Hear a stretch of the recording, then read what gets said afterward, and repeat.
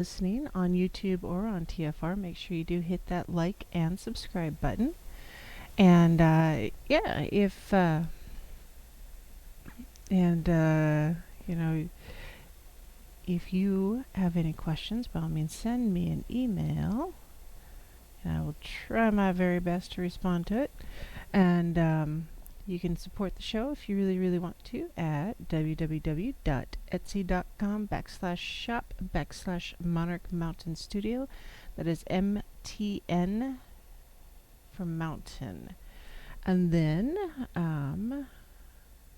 the email, if you want to send me an email, is wildpaisley@gmail.com. That's WILDEPAISLEY@gmail.com. So yeah, that's me. Hi. And I figured out the call line, so that is live. So that number is 213-233-3998. Or if you're across the pond in the UK, it is 44203-393-2871. So yes, make sure you say hi, no matter where you're at. I appreciate y'all stopping by tonight as I journey into the pagan world and drag y'all with me. So thank you for joining. It's fun. It's good. It's an adventure, right? The adventures are good. Thank you, Don, for the shout out. I appreciate it. Looks like in TFR we've got Lucky and Hilarious and Calm Mine, and off in YouTube World, let's see, Jessica and Renee and Nace and Deb, Gemini, I am Pam, Renee, and Weird Desk. Hey, hope you all had a great Halloween and Samhain. I appreciate it very much for the hellos. And so tonight, what are we talking about? To be honest, I wanted to talk about archetypes a little bit because I thought it'd be a good thing to do for tonight. Since this is Samhain and the veil is thin right now, and often the archetypes are very present in our dreams and our divinations, and just in general, they're very, very apparent. And I was researching, and my researching kind of took me in a direction I wasn't anticipating. So I put that on hold, and I will continue my research in the morning, and we'll hit the archetypes tomorrow a bit. I think it's going to be a bigger, longer thing than I had anticipated because, yeah, that's a big deal. The archetypes they are. And hi Cam, if I didn't say hello. And so I got to thinking we would just talk about, what is a pagan gathering called? Because I know a lot of pagans and witches got together last night to celebrate Samhain, and some of us had fires, some of us did not. And just what is a pagan gathering called? And to be honest, there's often when pagans get together or witches get together, there's a ritual present, not just a gathering, but a ritual. And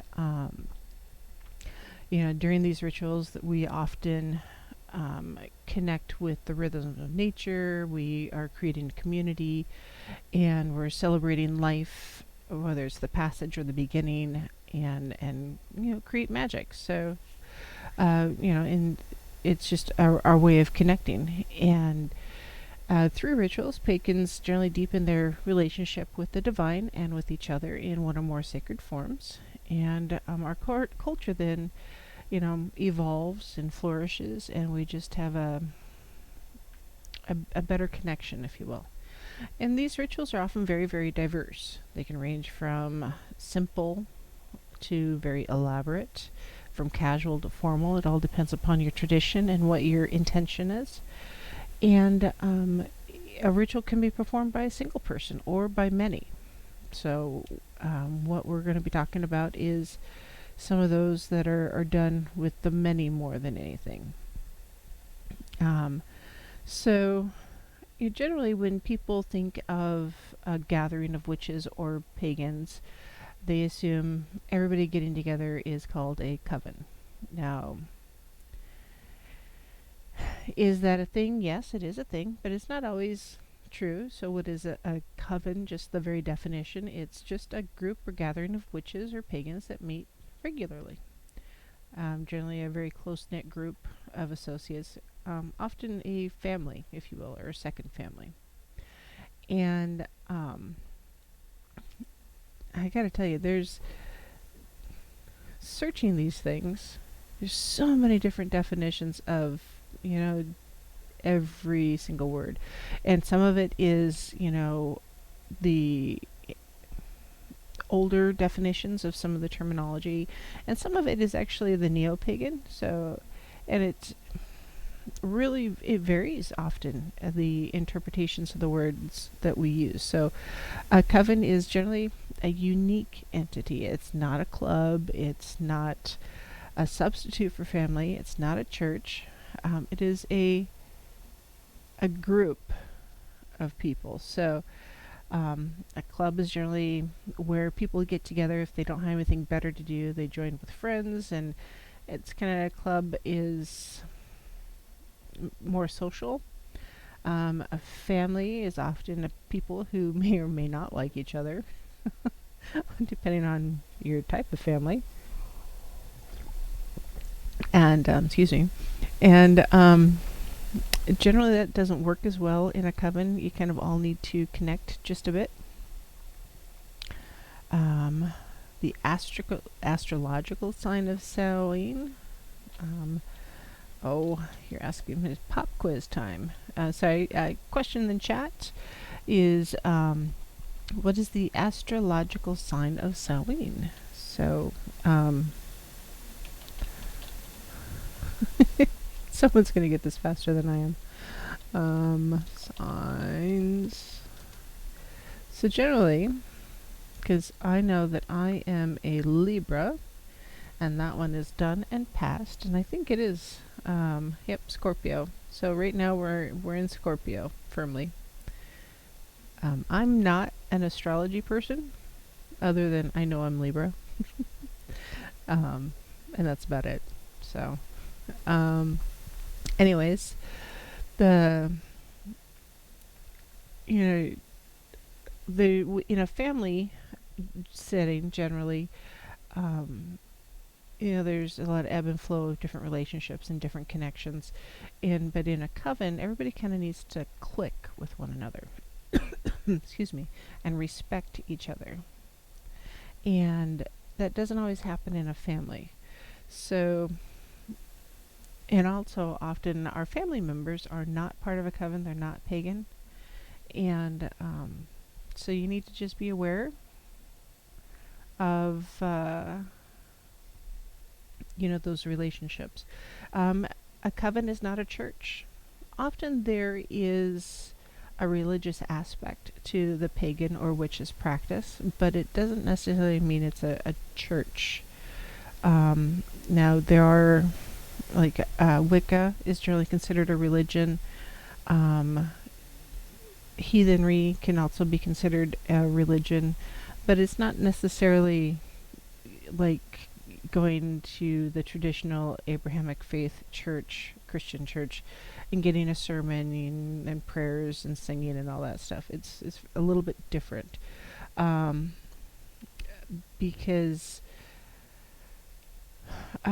most covens don't really have a paid clergy. They don't do fundraising. They don't have a lot of subgroups. Well, maybe they do fundraising, but they don't have a lot of subgroups. And they're generally a much more limited membership than a church. I know a lot of congregations will number in the hundreds or thousands, depending on the size of the church. And covens are generally much, much smaller. A coven is not a traditional school either. Just like, you go into school, they got a definite curriculum and textbooks that you follow and tests and all that stuff. And that's not really what a coven does. There are lessons, there are books to read, there are discussions, there are exams, of course. A lot of the exams, are oral. and they're interactive. And it's not necessarily a standardized thing or a fixed situation or relationship. It's an ongoing thing. You're always learning. It's not covens are not support groups. They're or a 12-step program or something like that. They can support their members, yes, but that's not what they're there for at the very foundation. So what is a coven? A coven is a group of like-minded people who have come together with the understanding that self-confidence, sincerity, ambition, and absolute honesty are critical characteristics of the dedicated witch or pagan. And now some covens or traditional covens allow for differences in beliefs. There can be no room for like personal agendas, and that don't serve the agendas of the entire coven. So you're there to support the coven as a group, and it often provides a platform for sharing craft-related experiences, working together to raise energy for magic, or sorry about the dog, or group meditation, spiritual growth, enlightenment, discussion. And coven membership is often set up in tiers or layers, and often there's like an initiation process of some sort, and it's not something to take on lightly. You really need to look into it. And then there's just different levels. So if someone says that they're a priest, for instance, in a Wiccan tradition, often that means they're third, fourth, or even fifth level in that practice. So it varies.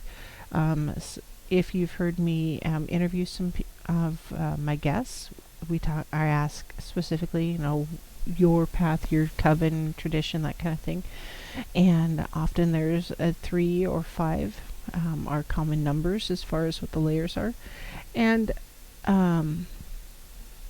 there's some structure involved in creating a coven. There's kind of set out your expectations of what you want to achieve with the coven. Your priest, priestess, your initiates, your dedicates, that kind of thing. And your priest or your priestess does have some kind of obligations to the coven, like for guidance and counseling and mentorship, that kind of thing. But that's why at the very beginning, you set up kind of the structure of it, some guidelines, not necessarily rules per se, but definitely some solid guidelines. And if you're not part of a coven, often you're a solitary practitioner, and that is absolutely a fine thing, because often there's some solitary work to be done as we grow on our path. So it can take several years to find the right coven even. And you may work with a variety of different covens, or attend a couple different public meetings, because a lot of covens will have public sessions as well as their private, more personal espets or sabbats. And it's mostly just so you can get a feel for who they are, and they can get a feel for who you are, to make sure you're the right mix or the right personality to blend in with them. Now, some covens are very specific along their tradition or their path. Excuse me. There's a cold going around, and I'm trying really hard to not have it, because I don't want to be sick. Period. So, anyways, when it comes to covens, they could be very specific. Like a Dianic coven, for instance, is often going to be very feminine dominant, and not very eclectic. It'll be more worshiping the feminine deities.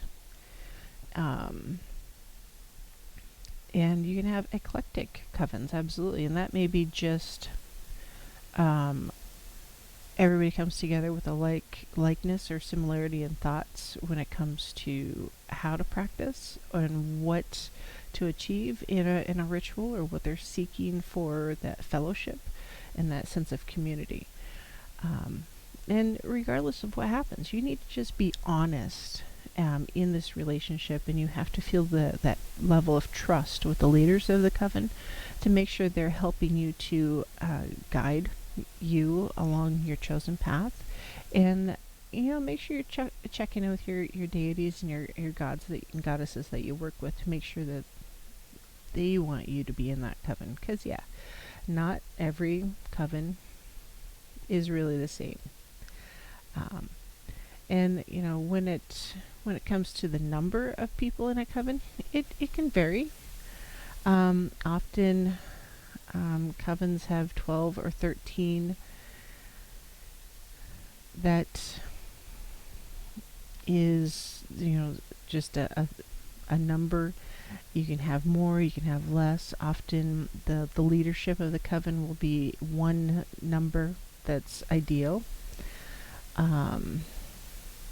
And I know that sometimes there is, some, you might have 40 or 50 people in your coven, but your inner circle, or the people who are very much the guidance, they'll have a specific number that you will, often they're dedicants or working to be high or priestesses themselves, or priests. So yes, it varies a bit.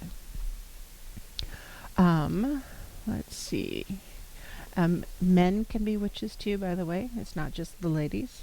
And often covens in general, and paganism and witchcraft, is very accepting of various paths, I guess, personal paths. So it's not just the faith regarding paganism and whatnot, but also, like, in today's society there's a lot of gender fluidity, and because pagans and witches are often very accepting of those who do not identify in the traditional gender framework, they often find a comfortable home within a coven or a group of pagans or witches, because we're going to accept you as you are. That's all there is to it. And if you have any questions, don't be afraid to ask the leadership of your local coven. Or if you are worried about the path of a coven may be taking. So it's just a variation. That's all. Another word that often gets used when it comes to pagan groups is a circle. So a pagan circle, excuse me. Hold on, I clicked in the wrong place. Often a pagan circle is a little bit less restrictive than coven. There will be guidelines and rules and that kind of thing. For me, a circle is generally more all-encompassing than a coven is. Mostly because covens have more specific practices, I think. This is my interpretation, so if you disagree, I totally get it. So, like, for me, my interpretation, a circle, all-encompassing, that means it's probably going to be more eclectic and more neutral as far as which deities you're following, more likely to have a diversity of traditions. Like here locally, working with Black Tree, we have kind of a circle going on. And we've got a few folks that are starting to attend regularly when we get together. And then we also have had a few potlucks and get-togethers and that kind of thing. And it's been kind of a fun thing to do. And I don't know that any two of us actually have this similar path. So being in a circle seems to just work really, really well for us. Also, since we are kind of a small group, a circle works very, very well because we can, stand closely together and just really have that community and that fellowship. And it doesn't feel like we're really distracted or spread too thin. And often when we're meeting in a public place, that circle that we have is often very small and unobtrusive. So like we meet at a local coffee shop, and we've been there when there's been like a Bible study next to us. And because they have a small group and we have a small group, we get along just fine. I mean, there's no bumping of heads or feeling aggressive or anything like that. So yeah, it just it feels right to call ourselves a circle. So Pagan Coven, a little bit more structured, and specific, or more focused of traditions or paths. The circle is a little bit less restrictive and a little bit more open to whom might be attending or what paths or traditions you might be following. Just a little bit more all-encompassing. So, on that note, yes, the call line is open if you wanted to call, and that number again is 213-233-3998. If you wanted to send me an email, I love getting emails from y'all. It is wildpaisley@gmail.com. That's WILDEPAISLEY @gmail.com. And then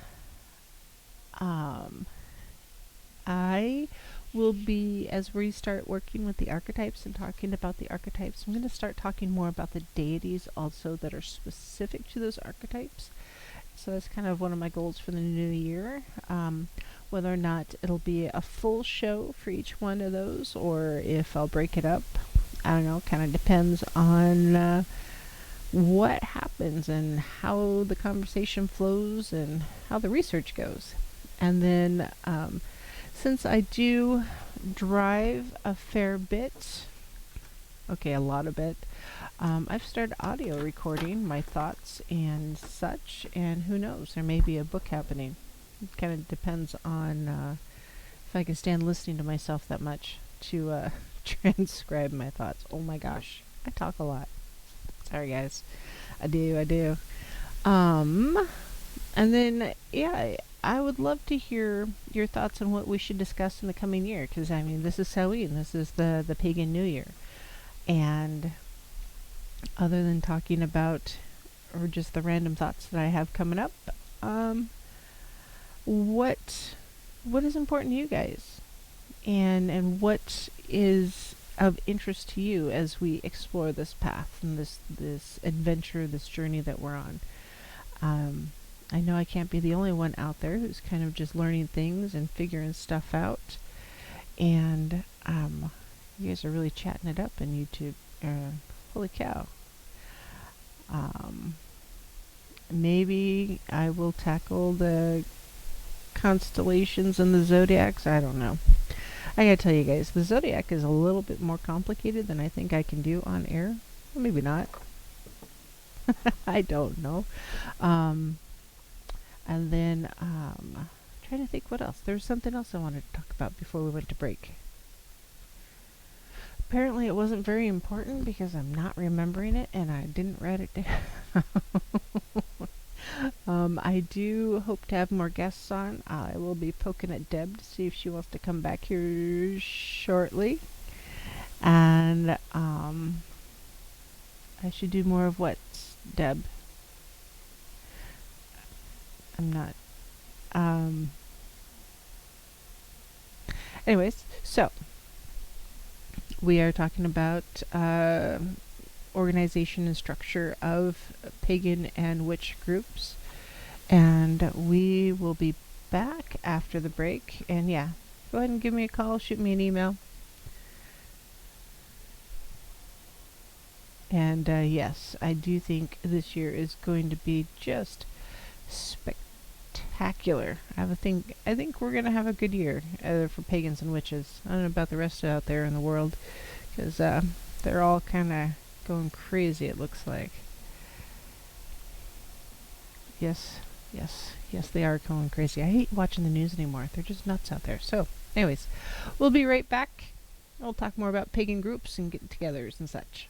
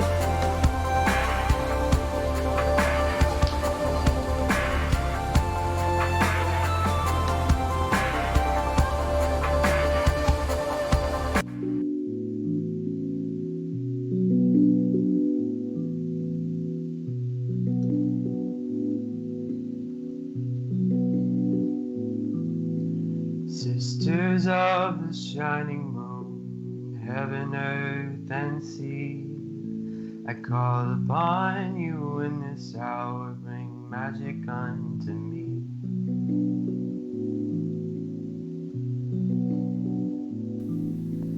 Brothers, all the cauldron cries, it singeth unto me the songs of Mother Goddess and of Father in the tree.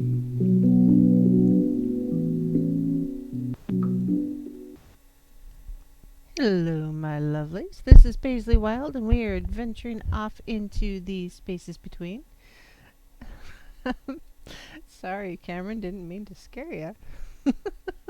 So last week we had Maya from My Pagan Life joined us on Saturday night, which was really awesome. We had a little bit of an audio issue, so I have to tell you, there's a couple of times when the audio jumped at break that I about levitated out of my chair. So, yeah, that was fun. It was good. It was a good show. It was great having Maya on. She had really good insight. And I think, I don't know, if you have a chance to watch her show, she's pretty awesome. Just saying. So, I wanted to just talk about something really quick. I know I talk about intention a lot, and I think it's a good thing because I think we really need to focus our intention. And when we verbalize the things that we want, often we are verbalizing our intention, those things that we want or we need.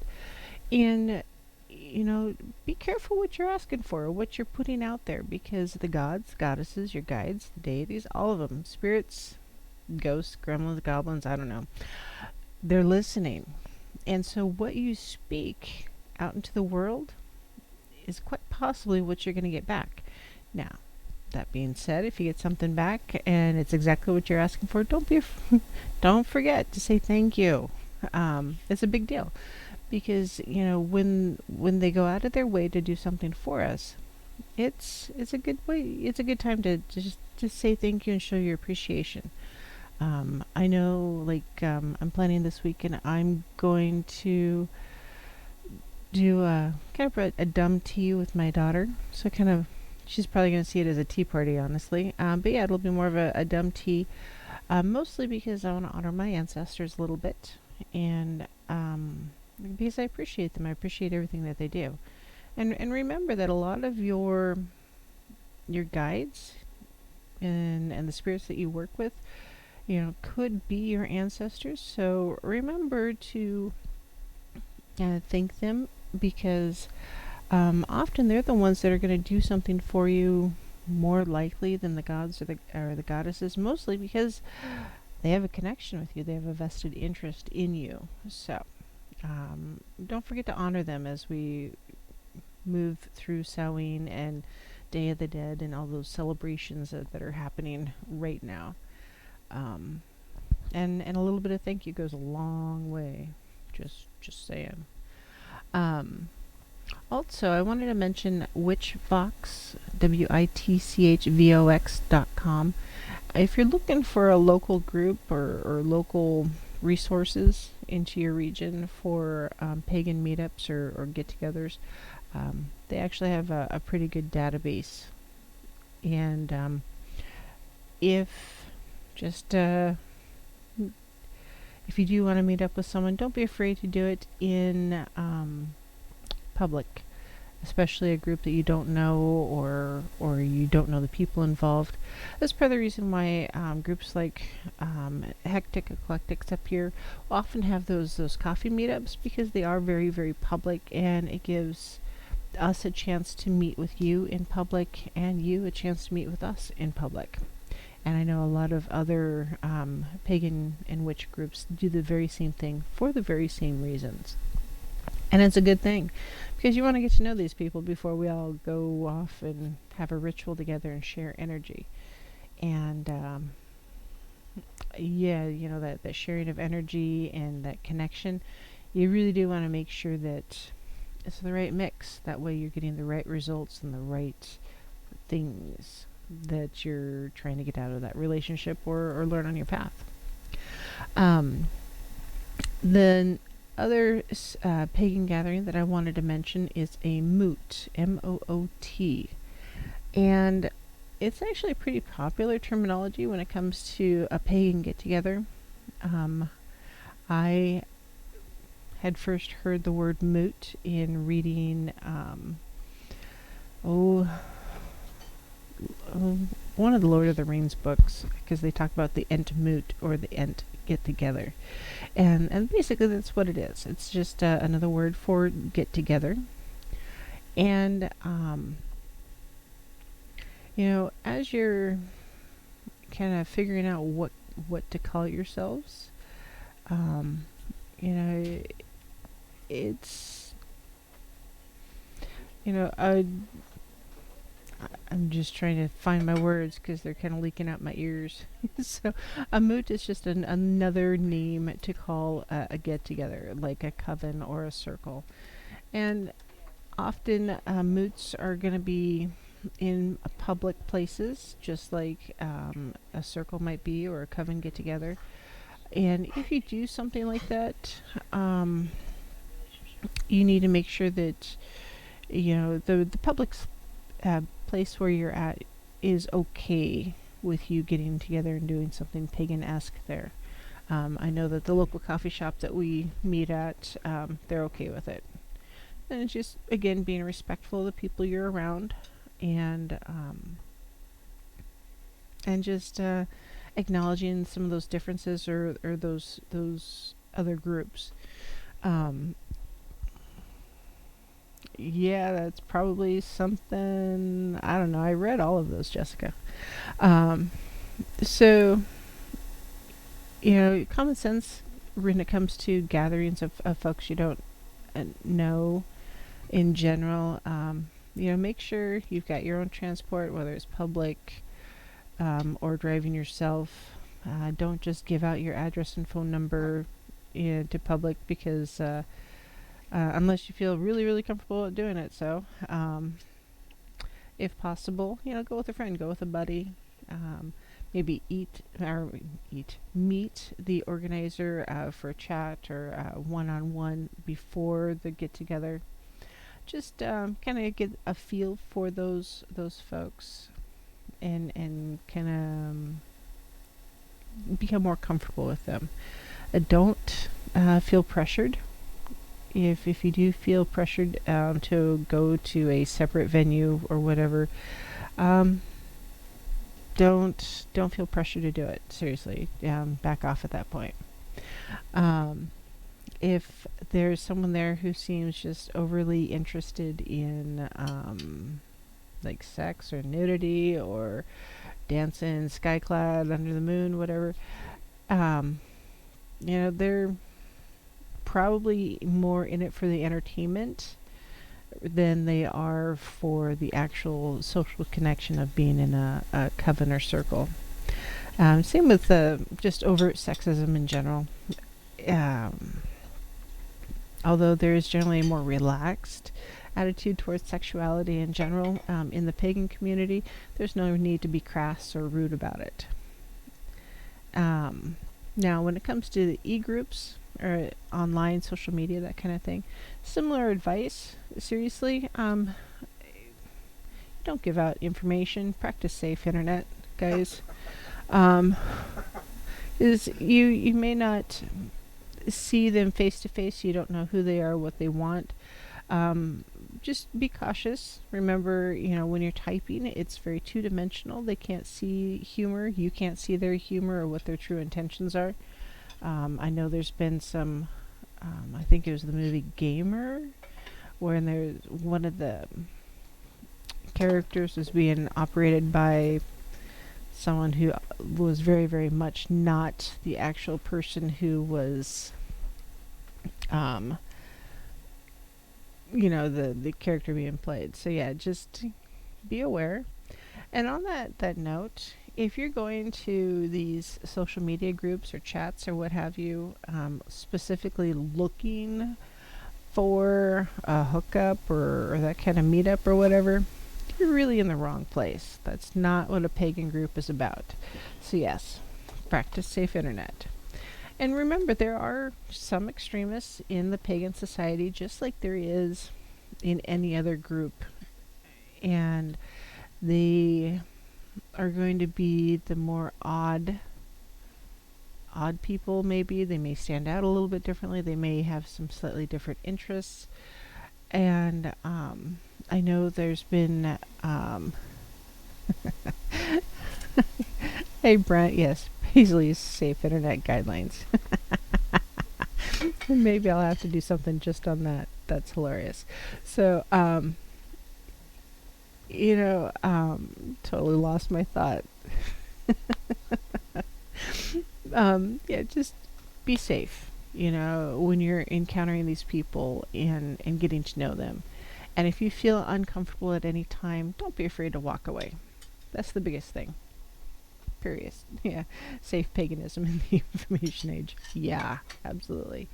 So yeah, another name that's generally associated with paganism is grove, pagan grove, or it's generally associated more with a druidism or a druidic group.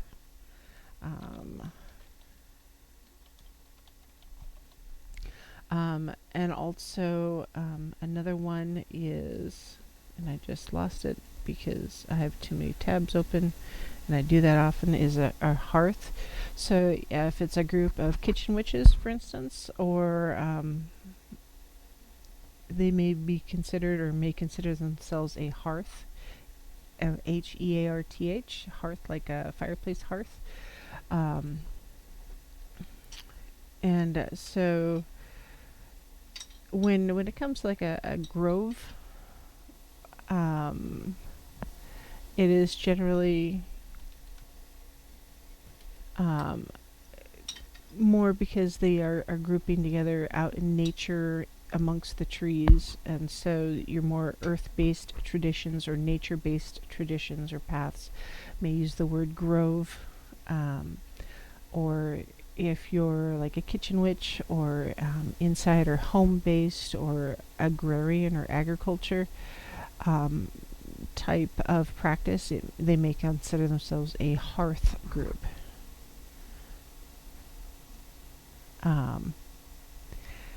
So just also, I have to tell you, in researching these different groups, there's so much fiction out there. Wow. So yes, practice safe internet and do your research. Just it'll be better for you in the long run. You won't be quite as disappointed. Yep, and there's another one that's more fictional. Yeah. I swear I could write a book, a fiction story, just based upon all of the random malarkey I've found online when it comes to trying to research serious topics. Holy cow. When, I think I want to talk on intention again just a little bit, because, oh, yes, Brent, I would love to see it. Intention, and respect. Both, I think, go hand in hand. You need to set your intention before you do something, whether it's a ritual or a prayer or anything like that. And if once you set your intention correctly, be respectful and you say thank you. And just on the respect side of things, remember, we're not keyboard warriors. And when we sit down at the keyboard and we're typing things out in response to people and or asking questions or commenting on other people's stories or situations, we need to be aware that humor doesn't always come through in two-dimensional. It's just think of it black and white. And there is no, often very little understanding of what humor may be, or the social nuances that people might interpret or see or encounter if they're face to face or on video, if you will. So respect, and on respect, don't just, there's nothing more frustrating than not being respected on your path or your tradition. And it anybody has, if you've ever encountered something or a group um, that you just didn't feel like you connected with, like they didn't respect what you were doing, and it was hard to be around them. And hold on.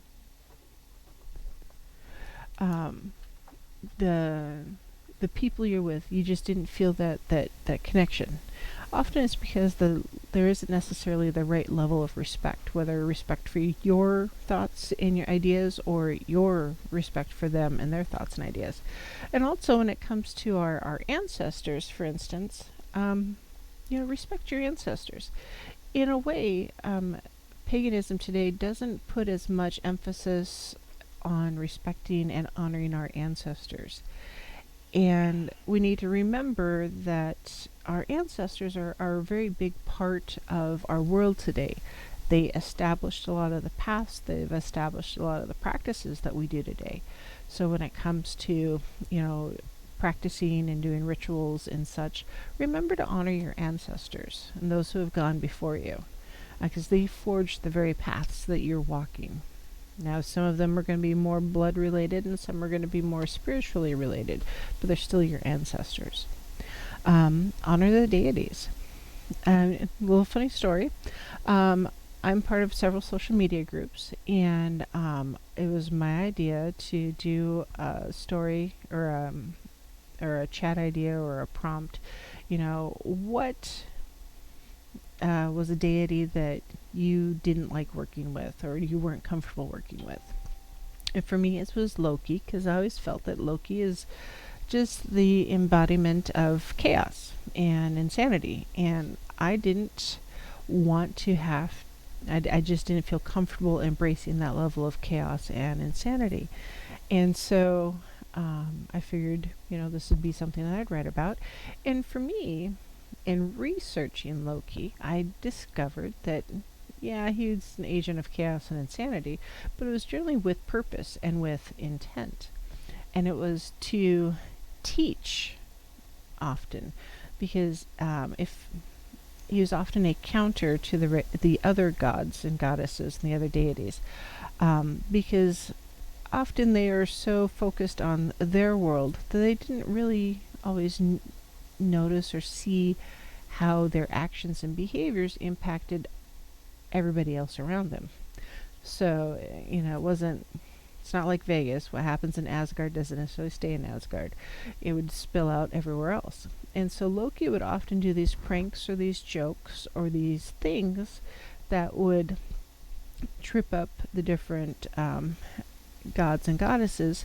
And it wasn't necessarily to humiliate them. It was more to teach them a lesson, to bring them back to a level that humanity would understand, or the people would understand, and humility and just an understanding of the world around them. Because, like I said, they're often big out in space and thinking the big picture. They don't always remember the little bits. And so it was really interesting that in researching, Loki, that, he's not without a plan or intent. So I wasn't comfortable working with Loki. I could have badmouthed him. I could have said, oh, he's just a crazy fool, and said a lot of negative things. And then after researching him, it was like, oh, I really needed that help with chaos. It wouldn't have been very good of me to say, hey, Loki, by the way, I need your help with this. No, being the trickster and chaos guy that he is, he may have said, yes, sure, why not? But odds are pretty good he would have ignored any request for help or assistance from me, because I hadn't given him the respect first. So, remember, respect is not just a song by Aretha Franklin. Good song, by the way. It's something that we need to practice every day. Whether it's you know, the interactions we have with one another face to face, with our families, with our coworkers, with our coven, or our circles, or the people we bump into at the grocery store, or the people we're interacting with online. Remember respect. It's a big deal. And you know, there's no such thing as security of the keyboard. Um, you need to be respectful when you're communicating with others online. So, covens are a big deal. Covens are generally what people associate with witches and pagans. It's not the only way or only name of the group or gathering of pagans and witches is. It's just the most common in today's society. Circles, very similar. Hearth, very similar. Grove, Moot, Moot, by the way, Moot.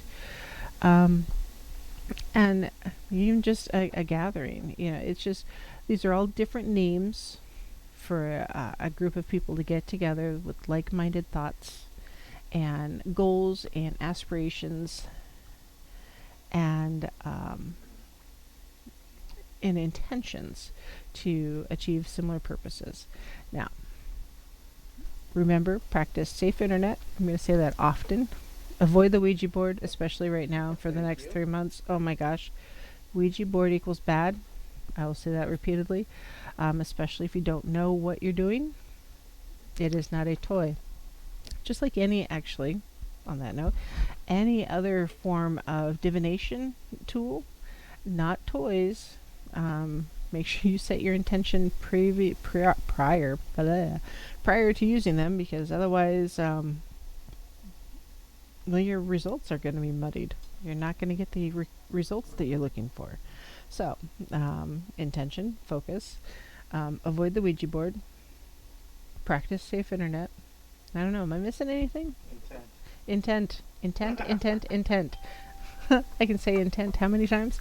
So yes, focus your intention. If you want to achieve a certain thing, no matter what it is, you know, if you are looking for an early morning ritual that you want to do at work, not everybody understands.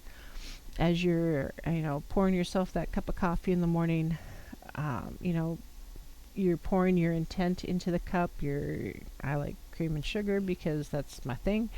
I will actually draw runes in the sugar before I add the cream in the coffee, or I stir a certain number of times one direction or the other direction. I'm setting my intent to have a good day, because why not? And that's a little bitty ritual that I do myself in the morning when I'm cooking or getting ready for work. You know, set my intent. And it could be something as simple as your beverage or your breakfast, or you sit and meditate for a few moments prior to eating or prior to going to work. So any of that. So to connect with me again, it's wildpaisley@gmail.com, WILDEPAISLEY@gmail.com. It's Monarch Mountain Studios on the Etsy world. That's MTN for mountain. Or it is the spaces between .live if you want to check out the website. So, and I'll have more content out this weekend because I am going nowhere this weekend. I am staying right here and focusing on getting some projects done and napping, because I am too old to go trick-or-treating these days. Oh my gosh. And you know, if anybody caught Brent and Dawn last night, 8 hours of insanity, apparently black-eyed beans are a thing.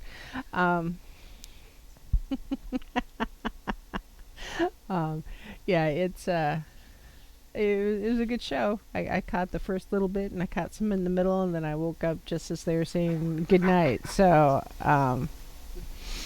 yeah, that was a good times. And then,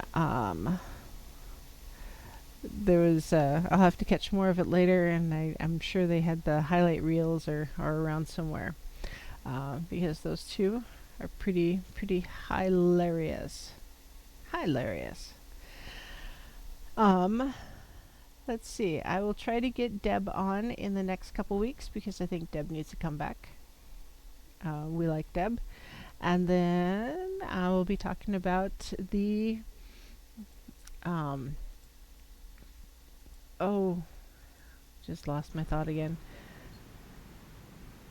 The different pantheons and the archetypes, and the different groups associated with the archetypes. So, on that note, thank you for joining me tonight. I appreciate y'all coming out and hearing me kind of wander on. I appreciate it. So, merry meet and merry part and merry meet again. And I hope you guys have a lovely Friday night. And we will see you tomorrow night as we talk about, I don't know, we'll figure it out. Have a good night, all. I, O Lord, within the sun, as we will, so mote it be the spell forever.